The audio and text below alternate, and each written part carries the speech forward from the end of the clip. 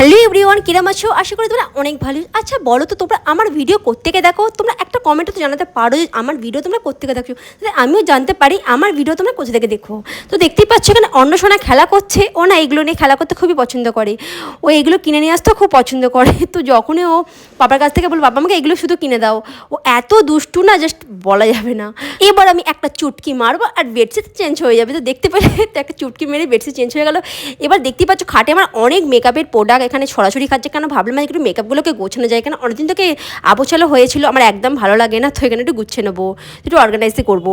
তো এখানে আমি পাস্তা বানিয়েছিলাম, পাস্তা খাচ্ছি। পাস্তাটা খেতে কিন্তু অনেক সুন্দর হয়েছিল, কারণ ছেলেদের স্কুলের থেকে পাস্তাটা বানিয়েছিলাম, স্কুল লাঞ্চে দেবো তারে। পাস্তাটা অসাধারণ খেতে হয়েছিল।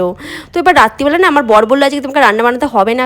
কেন বললো এখানে তো গণেশ পুজো অনেক বড় করে উদযাপন হয়, তো এখানে ভান্ডারা খাওয়াই। তো বললো আজকে আমি ভান্ডারা থেকে খাবার নিয়ে আসবো, কেন বাড়ির সামনেই আমাদের প্রতি বছর এখান থেকে ভান্ডারা থেকে খাবার আসে। তো খাবার নিয়ে চলে এসেছিল। আমি বলেছিলাম কম কম করে নিয়ে আসবে, একদম বেশি খাবার নিয়ে আসবে না।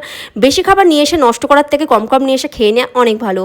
তো বরকে বলেছিলাম কম কমে নিয়ে আসতে, বর কম কমে নিয়ে এসেছিলো। এবার তোমরা বলবে পলিথিনে কেন দেয়?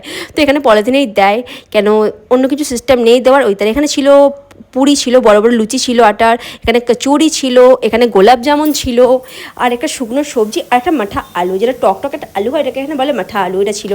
কিন্তু মাঠা আলু আমি খাই না। তো এখানে আমি গোলাপ জামুন আর পুরি কচুরি আর শুকা সবজির সাথে খেয়ে নেবো। তো খাবারগুলো কিন্তু অসাধারণ হয়েছে, কারণ ঠাকুরের প্রসাদ বা ভোগ যা হোক অসাধারণ কিন্তু খেতে লাগে। তো আমার তো বেশ ভালো লাগলো, কারণ ঠাকুরের প্রসাদ বলে কথা একদম ভালোই হবে, সবাই জানো। আমার তো ঠাকুর প্রসাদ দারুণ লাগে।